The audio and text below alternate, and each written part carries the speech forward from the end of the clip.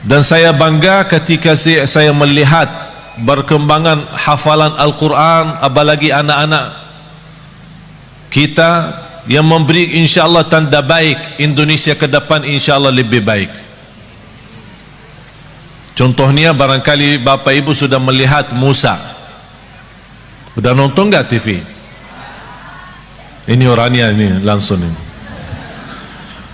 Musa belum usia 6 tahun sudah hafal 30 juz. Sudah hafal, bukan khatam ya. Soalnya bahasa Jawa hafal sama khatam beda. Saya pertama kali datang ke Jawa, saya dengar orang mengenalkan anaknya, "Oh, anak saya sudah khatam." Wih Allah, saya senang, subhanallah. Umurnya segini sudah khatam. Masya Allah, 30 juz ya. Oh ya, kayaknya Ustaz salah faham ya. Bukan hafal, khatam. Iman khatam beda ya? Beda di sini. Katanya kalau khatam seumur hidup satu kali udah luar biasa. Fantas ada acara keselamatan. Kalau kita di Madinah bilang khatam berarti sudah hafal, sudah tamat dan boleh jadi imam. Dan budaya itu mohon dirubah. Kok bangga karena seumur hidup satu kali khatam? Na'udzubillahi min zalik. Paling malas kata ulama, itu paling malas bagi umat Islam itu sudah tidak ada kemauan khatam Al-Quran. Paling malas kalau sudah 40 hari lewat dia tidak khatam Al-Quran, dianggap orang itu imannya tidak sempurna. Coba bayangkan, kita bertahun-tahun anak kita tidak bosan main game. Bahkan kita sebagai orang tua berkenan membebaskan anak kita, punya iPad, punya HP, punya PlayStation, PS, semua sudah disediakan. Habis mereka waktunya untuk main saja.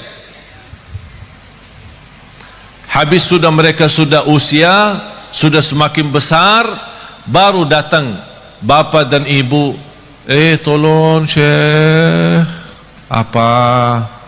Doakan Syekh. Oh kenapa? Anak saya susah salat. Emang anak mau umur berapa? Sudah 30 tahun Syekh. Ya karena kita sudah biasakan mereka sejak kecil tidak memberikan perhatian kepada salatnya, tidak memberikan perhatian kepada Qur'annya. Jangan harap anak itu bisa tumbuh dalam kesalihannya. Punya kewajiban orang tua, punya kewajiban yang begitu berat. Saya tidak minta harus anda membina anaknya sampai harus hafal 30 juz, tapi harus komitmen, harus disiplin. Setiap hari kita berduduk sama anak kita walaupun satu ayat, supaya dia tertanam mencintai Al-Quran dan mencintai masjid. Kita hanya hafal. Berintahkan anakmu 7 tahun, berintahkan anakmu salat. Kalau sudah 10 tahun tidak mau salat, mukullah dia supaya bisa salat. Semestinya sebelum kita berintahkan, ini berintah kalau sudah 7 tahun.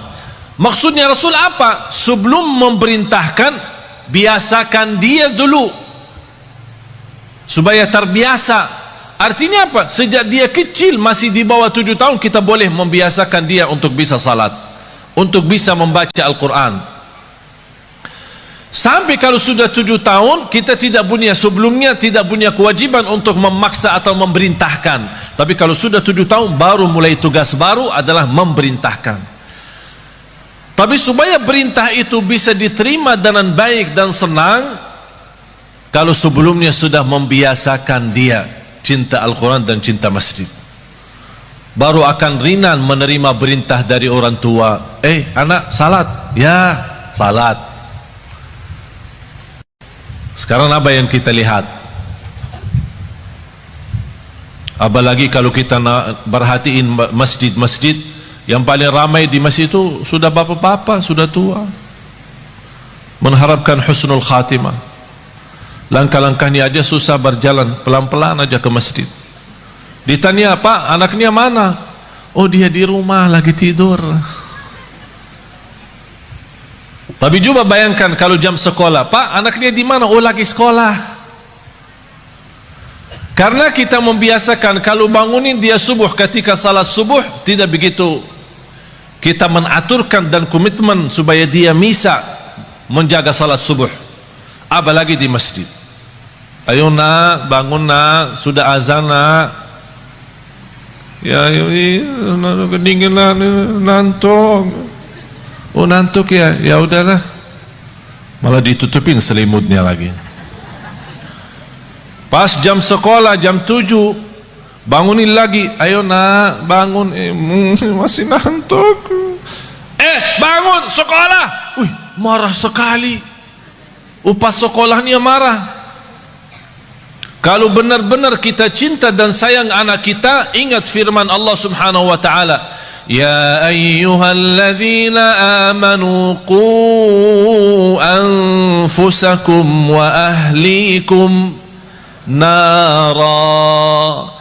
Kita sebagai orang tua punya kewajiban berjuang untuk melamatkan anak kita dari neraka jahanam. Bukan sekolah yang bagus.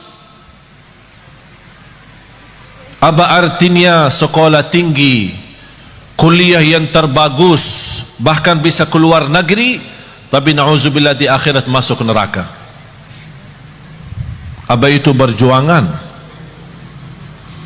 Illa alladzina amanu, mendasarkan iman. Dan semakin ilmu kita baik, semakin banyak mengenal Allah, semakin banyak mendalami asmaul husna, semakin banyak memahami asmaul husna, semakin tahu keagungan Allah Subhanahu wa taala, kita semakin mendekatkan diri kepada Allah dan semakin nikmat.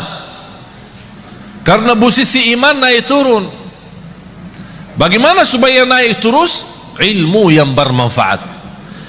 Pertama, ilmu yang sangat dianjurkan adalah ma'rifatullah, kita lebih mengenal Allah Subhanahu wa taala.